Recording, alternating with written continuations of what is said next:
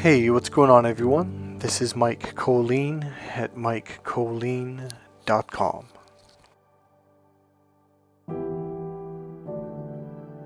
So today I want to share an experience with you that I had during my it was my level 1 Reiki attunement, and this was, I believe it was the third session. First thing I want to say is, the reason why I believe in all of this is because I've experienced it. It's not like, oh, this is a beautiful thing to think or believe. I don't believe it, and I don't even like saying that word. I know it because I've experienced it.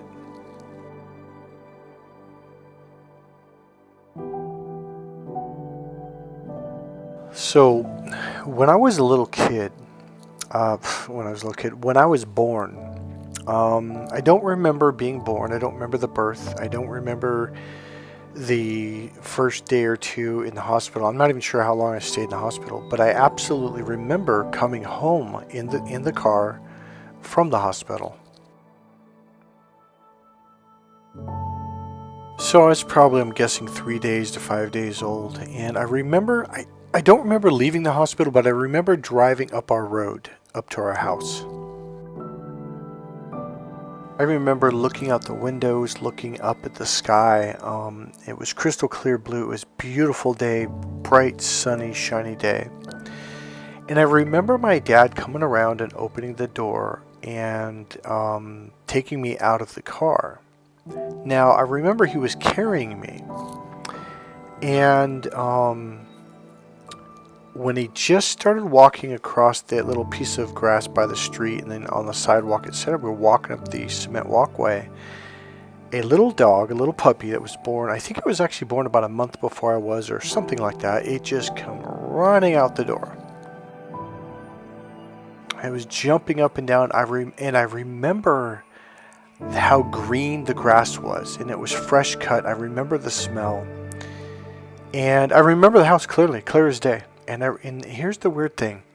So something I had learned in, I think it was psychology class, when a baby's first born, it can't tell the difference between you or it and anyone else in the room. It thinks that everyone, or even if it's only one person with a baby, is it. Almost like, well, that's my arm, that's my leg, that's my foot. Like, you're just an extension or a part of this baby. So babies can't differentiate between that. So this is probably where the concept of oneness comes from, and we are all one. So the other thing that I had learned in this class, I believe it was on the same day or the same week if I remember right, is they can only see, I think it was between 8 and 12 inches or 12 and 15 inches, something like a range like that. And essentially what it's designed for is, not that they can only see, but they have clarity. And it's when they breastfeed with their mother, it's how they bond with their mother, by looking in the mother's eye, or in the mother's eyes. So beyond that, things get kind of not clear. It's kind of blurry. So I was in my probably early 20s. I was sitting down at the kitchen table at my mom's, sharing this with my mother and I think my sister and I forget who else was there, and I don't remember why we got into the conversation. My mom went, "You remember when you were born?" I was like, "What do you mean?" She goes, "You remember Dad picking you up out of the car?" I'm like, "Yeah." "Oh yeah, I remember what I said. Here's what I said." Okay, I almost forgot this. So I said, when Dad was walking towards the door, they opened the front door, and he's holding me up like around his chest, shoulder area. And everybody was happy. And I remember looking at the top of the door frame thinking, oh my God, he's going to smash me into the door frame. And then bloop, I was in the door. So that my eye vision wasn't quite accurate.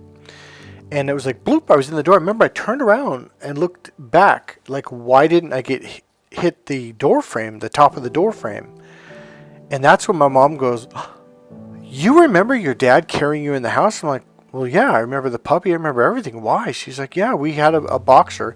And I know because the boxer was basically born essentially the same time I was. And so we were kind of kindred spirits, and we were kind of like family. I don't know, like me and the dog bonded the most. So when the dog died when I think I was like 11 or something like that. I remember maybe 12. It was a really big moment.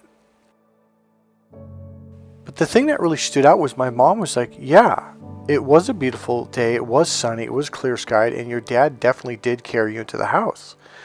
So she goes, you remember that? And I said, Mom, I remember everything. And I told her, I go, I even remember a few days later, maybe it was a few weeks later, I was in the kitchen in the bassinet, and the dog, the puppy, came up from the playroom up the stairs, like 3 stairs, and ran at me and jumped up and scratched me with his front paws, scratched my face. Again, she's like, yeah, that's exactly what happened. She goes, you were a little infant. I was probably 3 days to maybe 3 weeks old. I don't remember how old, but I was really little. Some people are really good with memories, or should say names and numbers, and some people are really good with, like, they have a photographic memory. Well, I have a video memory. I see and hear everything, and I remember it as if it's happening now. So the thing that really stood out was everything was so vibrant and green. The grass was so green. The air was so fresh, and the sounds and the colors and everything. The movement, the people smiling and being happy, and it was everything. And it was like, how to explain this? It was like I was trying to get out of my face, out of my eyes, into the world. Like I so wanted to be here. I wanted to see everything.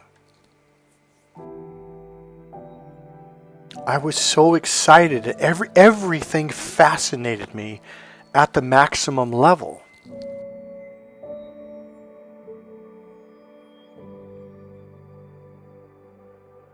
And about 20, I think 8 years later, or 27, something like that. I don't exactly remember when.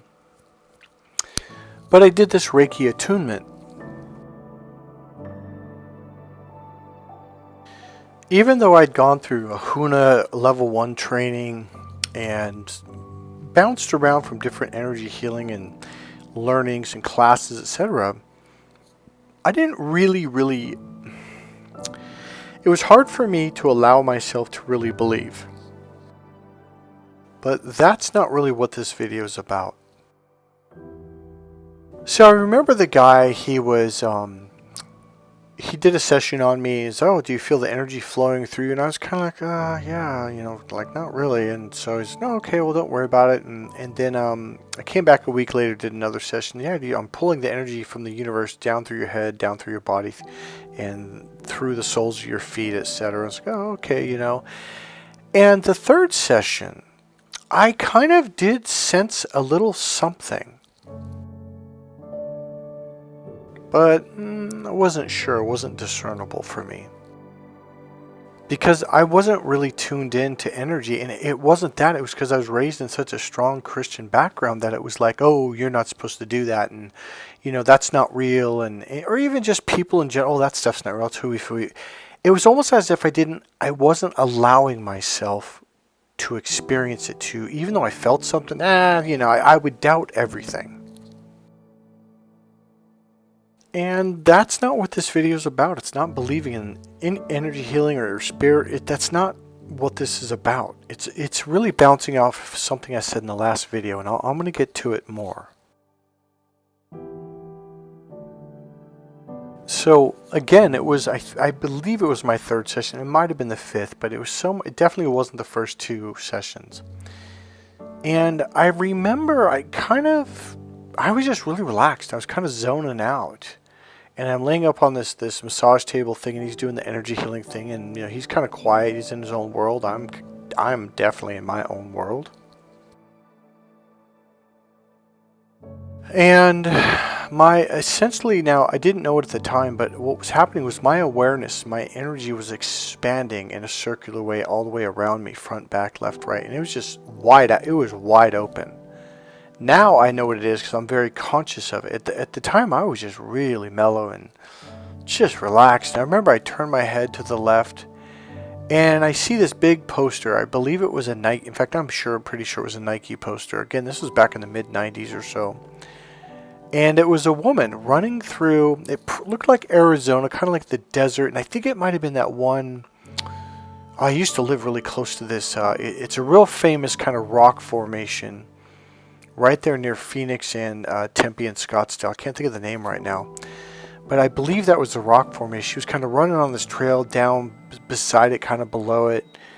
And I don't want to say I got fascinated with it, but I kind of got entranced by it. And I did feel this, man, how to explain this? Kind of like my head, call it my crown chakra, expand. Like I felt like a tingly energy just expanded out. And all of a sudden, oh yeah, here's the thing. It was a big poster on the wall. But the cool thing about this poster, there was kind of a circle on the outer edges of it.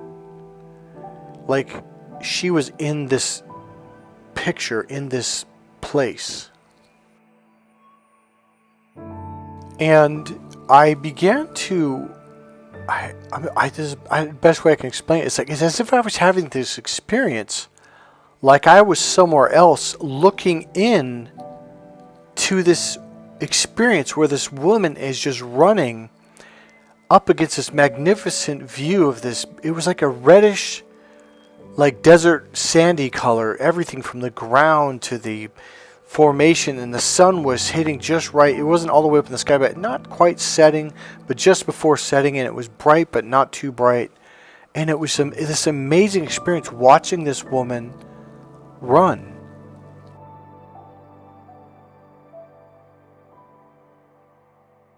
And I wanted to be there so badly. I wanted to see what it was like to run in the heat of the desert at this time of day just before sunset with that beautiful, magnificent view.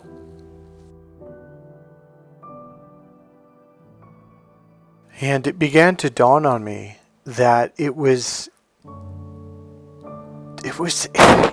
like I was not there in that room anymore. I wasn't on the planet. It was like I was looking in from another universe. Like I was not even that. It was like I was a spirit in the spirit world looking in this little circle, well, it was a big poster, so probably 3 by 3 foot circle, looking into the world, this woman's world, and the thrill of running and sweating and the sights and the sounds, and I wanted to know what that was like.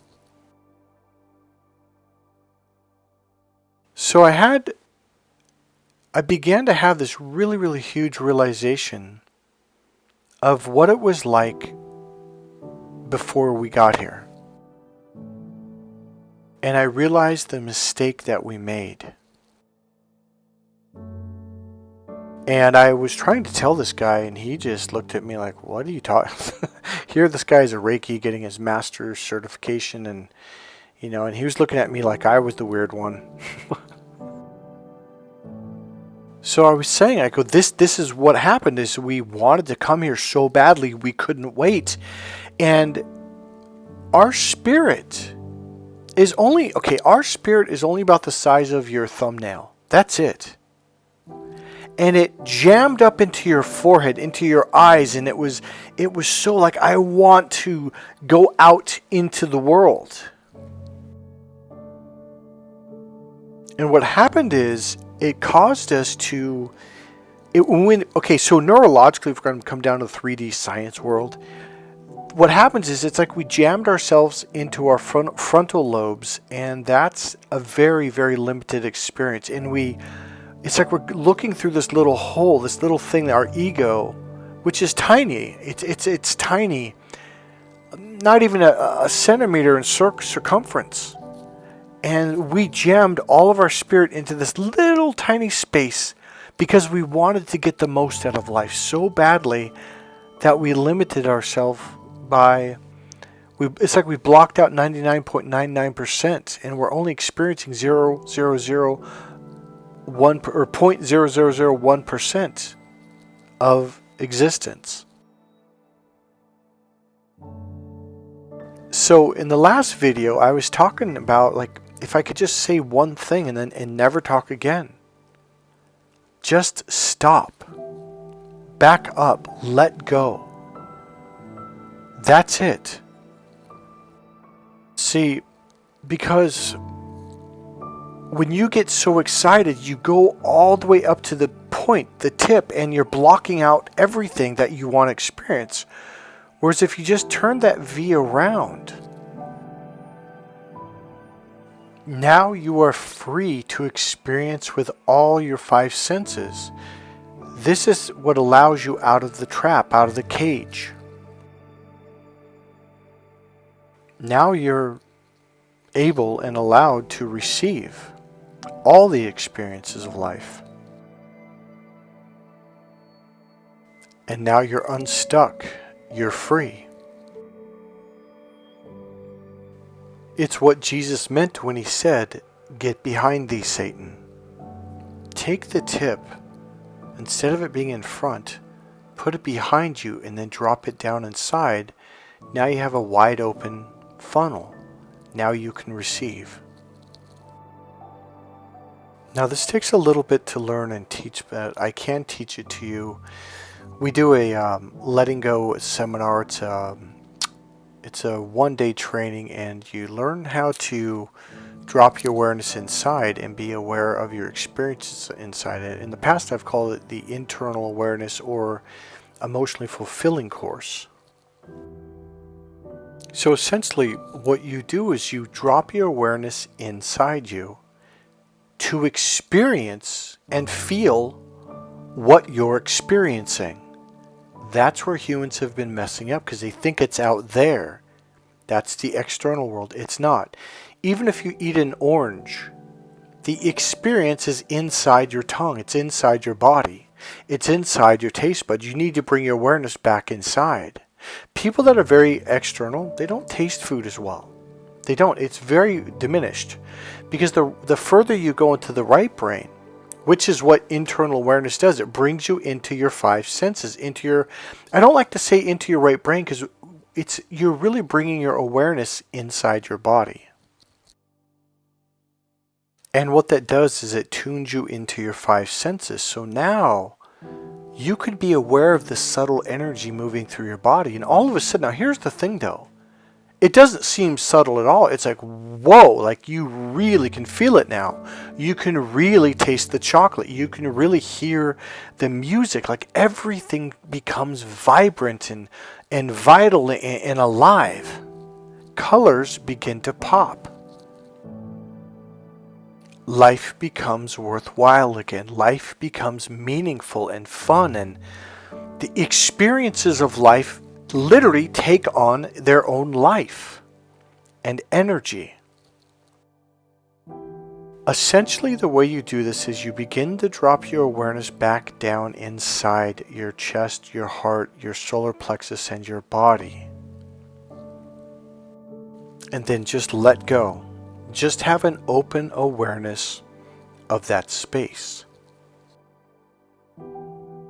And just notice in an open way whatever you notice. There is no good, there's no bad, there's no right. There's just start to notice yourself, your feelings, your emotions, your sensations. It might be an image that just pops into your head. Don't focus on it. Allow that awareness to expand. Just let go. It's like letting go of a helium balloon. You just let it go, and all by itself it expands out. It goes up. Your energy expands all the way out. You don't push it out. You don't pull it. You just let go, and it will do it on its own. And all you have to do is notice whatever you notice. The thief is thinking,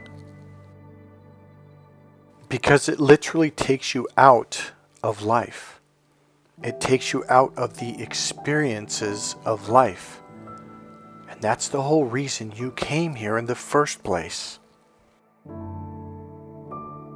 To see, to hear, to feel, to smell, to taste, to experience life. All of it. And you do it by completely letting go, just letting go, allowing, just completely stop. So most people at birth go into their face. They're so excited, like right behind their eyes. And there's a technique that I will walk you through that will bring you out of this. Okay. And I'm going to say it right now. Yes, I can teach this to you in one-on-one coaching. We can work through it. And my energy, and I also, like I say, I do a workshop with this. If you're interested, you have to let me know, and I'll set one up in 2 weeks if you want. If you guys want to fly out here, or if you're close by. So I use my energy and my awareness to connect with your energy and to bring your energy back inside, to get you to reconnect and be like, oh wow, I am really up in my face, up in my forehead. Most people are in their eyes and their forehead. What we're going to do is get you to drop back down and let go of that tight ball of energy and allow it to expand to your entire body. Head to toe, front to back, belly, chest, everywhere, and then expand to the bubble of energy outside of your body. This allows you to have a much greater experience of life, and this tunes you in.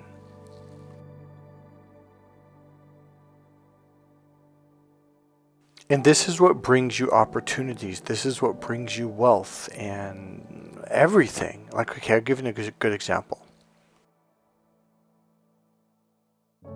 So a lot of men will come to me for my course in Crack the Female Code. So I want to tell you something right now. What I'm talking about right now, this is one of the core pieces. This is a third of the course that you have to learn and master.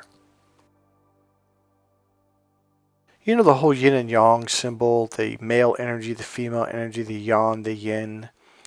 The male energy is push energy. The female energy is the open receiving. There's no movement, there's no pushing, there's no pulling. And there's no control. And that's the thing, is you let go of control. So when you're in public and you learn how to drop your awareness inside and allow it to expand open, and you completely let go of controlling someone in any way, shape, or form, you don't interrupt them when they're talking, you don't lock on forehead to forehead. God, so many people, this is literally the slave master mentality. It's like you're sending your energy to connect with their energy. That's like, it's a rope, it's a bondage. I'm here to break all bondage on the planet. The slave master days are over. Done.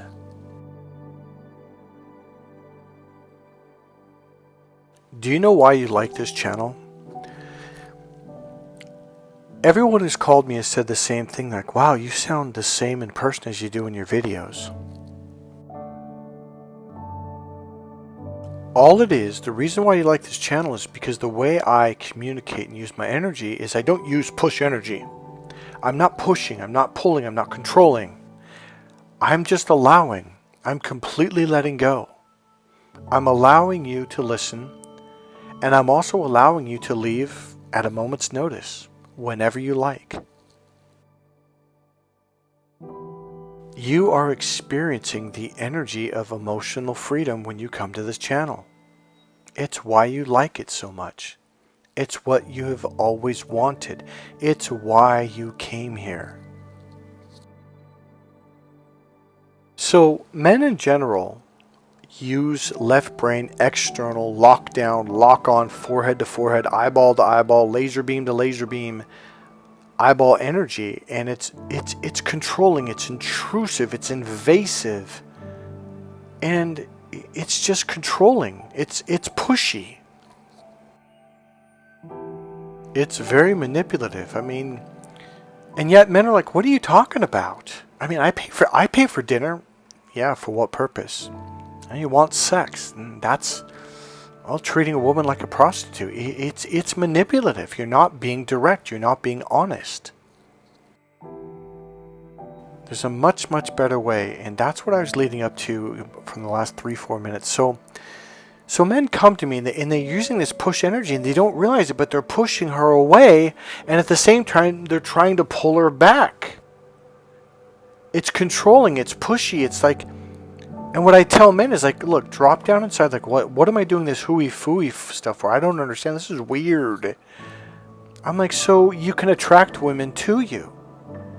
Not by pulling them, not by controlling, not by a fancy shirt or a fancy haircut, not by a lot of money, but because something is comfortable. Because people will begin to feel free when they're around you. Well, if the left brain doesn't like that, where they free. No, I've got to trap them. I gotta trick them into this box like you're trapping an animal. No. The entire world is doing that. Everyone is trying to control and manipulate everyone, including cut their self-esteem down because they don't want them to leave them. Like, I love this person and I'm afraid they're going to leave me if they find someone better. So I've got to hurt their self-esteem over and over and over so they don't leave. Well, what does that do? It just ruins it for everyone. Now no one's happy. And when someone feels like they're being controlled, trapped, or have a leash on, they're going to try to break free and run. When you force people to listen to you, they're going to want to leave. They're going to block you out. If you force people to laugh at your jokes, like, it's funny, right? It's funny, right? And you're leaning forward and locking on and trying to make them shake their head up and down. And it may have been the funniest joke in the world, but if you don't allow them the freedom to laugh or to not laugh, it doesn't matter. They're going to feel controlled, and nobody likes that. They're gonna run. But when you allow people to listen to you or not listen to you, they're gonna feel free around you. And that's what people want, and that's what people make people. I don't even want to use the word make. It's going to allow them to want to interact with you because you're the first person on the planet that is not making them listen. You're not locking it on. You're not talking fast to fit everything in here. You're just allowing them to walk away or allowing them to engage or not engage. And when they really realize, like, oh, this person is totally okay with me coming or going and listening and not listening, like, it's going to be much more enjoyable for them to listen. Same thing with a joke. A long time ago, I learned, and it was at a club. When I tell jokes and people realize I'm okay with them laughing or not laughing, they're much more likely to laugh because they're free to laugh. Because they're allowed to laugh and they're allowed not to laugh. They're allowed to listen and they're allowed not to. So when people ask me, well, how do I get attention? And I simply say, learn how to emotionally ground yourself. Because when you bring your awareness inside, it brings other people's awareness to you. Not by pulling, not by controlling, but when your awareness is across the room over there, someone looks at you and your energy, your electrical laser beam energy is literally over there on the wall, maybe at a picture or a TV over there. They look at you and then they go, what are they looking at? And then they look over there at what you're looking at. And now the attention is over there. And this is what everybody does. You look at the person that you like and you focus on them. And now their awareness looks at you and goes, what are they looking at? Oh, they're looking at me. And now you brought their awareness to them. Whereas when you bring your awareness inside you in an open, expansive way, people begin to notice you because no one else in the room is free. Everybody's focused. Their eyes, their pupils are small, their forehead's tight. And whenever you connect with those people, your forehead gets tight and your heart tightens up and your heart chakra and your solar plexus. And it's a horrible feeling and you just want to run.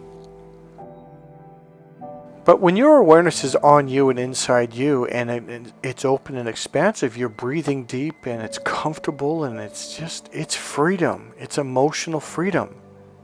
That's what people want, and that's what people want to be around. Trust me, you want attention? Bring your attention back to you.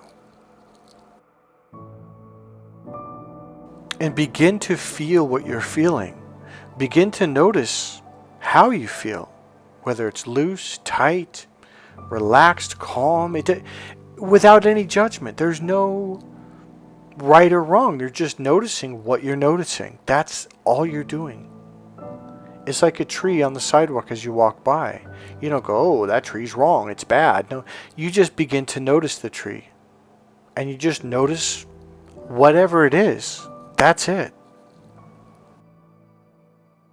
And you do the same for yourself.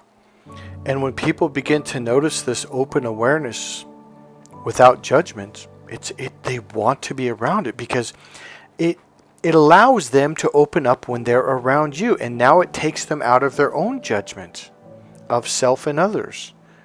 And now it's like being a kid again. You're just eating ice cream and you're listening to the music, and you're just it's fun, it's enjoyable, it's peaceful. I like it. And so do they. The kingdom of heaven is literally at hand. Emotional freedom is at hand. Hey, this is Mike Kollin at MikeKollin.com. If you've enjoyed this video, please click subscribe, click the like button, and go ahead and make a comment. And if you're so inclined, you can leave a donation. There is a PayPal link right there in the description box. God bless you guys. I'll see you in the next video. Bye.